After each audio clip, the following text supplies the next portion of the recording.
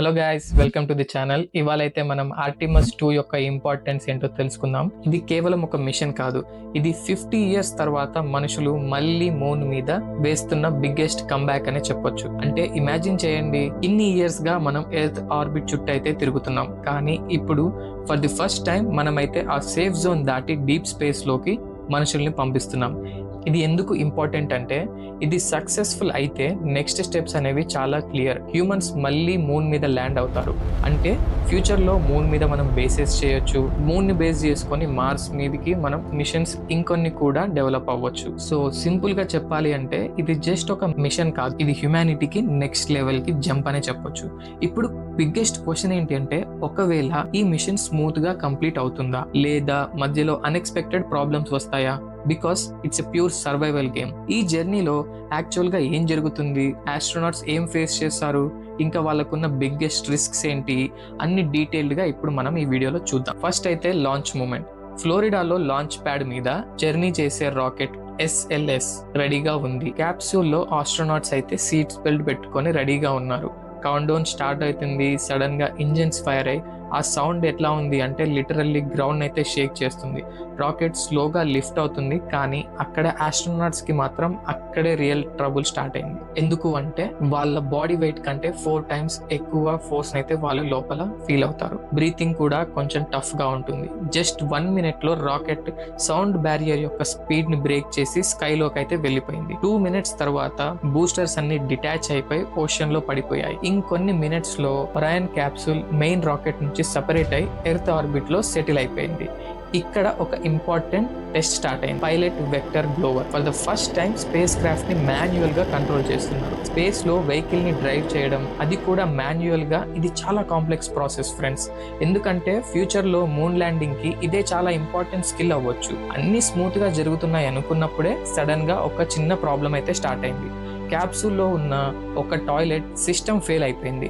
ఇంకా వర్స్ట్ ఏంటి అంటే అక్కడ నుంచి కొంచెం బర్నింగ్ స్మెల్ కూడా వచ్చింది. ఇమాజిన్ చేయండి, డీప్ స్పేస్ లో ఉన్నప్పుడు ఇలాంటి ప్రాబ్లం ఎదుర్కొంటే వాళ్ళ పానిక్ లెవెల్ ఏ రేంజ్ లో ఉంటుంది. మిషన్ కంట్రోల్స్ ఇమీడియట్ గా చెక్ చేసి లక్కీలీ అది సీరియస్ ఇష్యూ కాకపోవడం వల్ల వాళ్ళు దాన్ని వెంటనే రిపేర్ చేసేసారు. కానీ ఆ రిపేర్ జరిగేంత వరకు అయితే ఆస్ట్రోనాట్స్ బ్యాగ్స్ అయితే యూజ్ చేసుకోవాల్సి వచ్చింది. ఇదొకటే ప్రాబ్లం కాదు, వాళ్ళ వాటర్ సిస్టమ్ లో కూడా చిన్న ప్రాబ్లం వల్ల వాళ్ళకి వాటర్ అయితే మాన్యువల్ గా స్టోర్ చేసుకోవాల్సి వచ్చింది. స్పేస్ లో చిన్న ప్రాబ్లం కూడా మనకి బిగ్ రిస్క్ లాగా మారిపోతుంది. ఇంకా లైఫ్ ఇన్సైడ్ ఏ క్యాప్సూల్ ఎలా ఉంటుంది అంటే, స్పేస్ చాలా తక్కువ ఉంటుంది. Basically like 2 mini vans, like 2 omni vans size లో ఉంటుంది అనమాట. 4 members 10 days చేయబోతున్న ఈ జర్నీలో పడుకోవాలంటే కూడా చాలా కష్టం. వాల్స్ కి స్లీపింగ్ బ్యాగ్స్ అటాచ్ చేసి ఫ్లోటింగ్ లో ఉన్నప్పుడే పడుకోవాలి.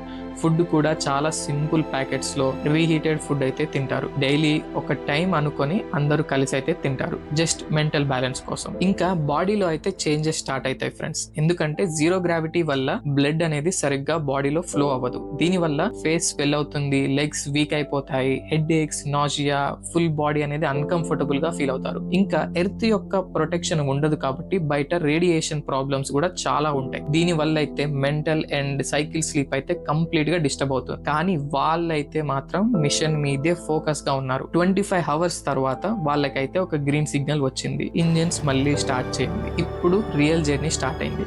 ఎర్త్ గ్రావిటీని కంప్లీట్ గా వదిలేసి మూన్ వైపు వెళ్ళబోతున్నారు. దీన్ని ట్రాన్స్ లూనార్ ఇంజెక్షన్ అని అంటారు.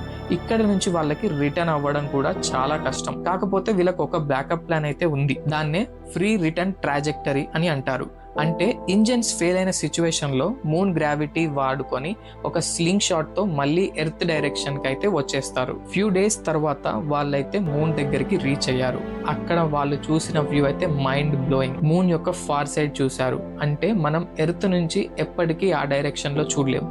ఆ సిచ్యువేషన్ లో వాళ్ళైతే టోటల్ సోలార్ ఎక్లిప్స్ ని ఎదుర్కొన్నారు. ఆ ప్రాసెస్ లో కొన్ని మినిట్స్ అయితే కమ్యూనికేషన్ కూడా కట్ అయిపోయింది. వాళ్ళు చాలా సైలెన్స్ లో డీప్ స్పేస్ లో అయితే ట్రావెల్ ట్రావెల్ చేశారు. ఆ మూమెంట్స్ వాళ్ళకి లైఫ్ లో అన్ఫర్గెటబుల్ అని చెప్పొచ్చు. ఫైనల్లీ ఇప్పుడైతే రిటర్న్ జర్నీ స్టార్ట్ అయింది, కానీ బిగ్గెస్ట్ డేంజర్ ఇప్పుడే ఉంది ఫ్రెండ్స్. ఎందుకంటే వాళ్ళు ఎప్పుడైతే ఎర్త్ అట్మాస్ఫియర్ కి రిటర్న్ అవుతారో వాళ్ళ స్పీడ్ అయితే 25,000 మైల్స్ పర్ అవర్ ఉంటుంది. ఆ స్పీడ్ లో అట్మాస్ఫియర్ ని హిట్ చేసినప్పుడు ఫ్రిక్షన్ వల్ల ఆ క్యాప్సూల్ యొక్క టెంపరేచర్ అయితే 3000 డిగ్రీస్ ఫారెన్హైట్ వరకు రీచ్ అవ్వచ్చు. ఆల్మోస్ట్ సన్ యొక్క సర్ఫేస్ టెంపరేచర్ అన్నమాట. లోపల సర్వైవల్ ఓన్లీ హీట్ షీల్డ్స్ మీద డిపెండ్ అవుతుంది. ఇక్కడ చిన్న ప్రాబ్లం ఉంది ఫ్రెండ్స్. ఆ ప్రాబ్లం ఏంటి అంటే ప్రీవియస్ టెస్ట్ లో హీట్ షీల్డ్ పర్ఫెక్ట్ గా అయితే వర్క్ అవ్వలేదు.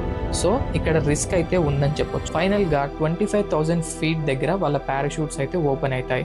స్పీడ్ స్లో అవుతుంది. ఇంకొంచెం సేపు తర్వాత మెయిన్ పారాషూట్స్ ఓపెన్ అవుతాయి. ఫైనల్లీ వాళ్ళైతే పసిఫిక్ ఓషన్ లో సేఫ్ గా ల్యాండ్ అవ్వాలని కోరుకుందాం. ఒకవేళ మిషన్ గనక సక్సెస్ అయితే నెక్స్ట్ స్టెప్స్ అయితే నాసాకి చాలా క్లియర్ గా ఉన్నాయి. 2028 లో హ్యూమన్స్ అయితే డైరెక్ట్ గా మూన్ మీద పంపిద్దామని అనుకుంటున్నారు. సో ఈ 4 ఆస్ట్రోనాట్స్ చేసేది జస్ట్ ట్రావెలే కాదు, ఫ్యూచర్ కి ఫౌండేషన్ వేస్తున్నారు అనమాట. సో గైస్, మీ ఒపీనియన్ ఏంటి? ఈ మిషన్ సక్సెస్ అవుతుందా లేదా రిస్క్ అయితే ఎక్కువ అనిపిస్తుందా? కామెంట్స్ లో చెప్పండి. ఇంకా ఇలాంటి క్రేజీ వీడియోస్ కోసం మన ఛానల్ అయితే సబ్స్క్రైబ్ చేసుకోండి.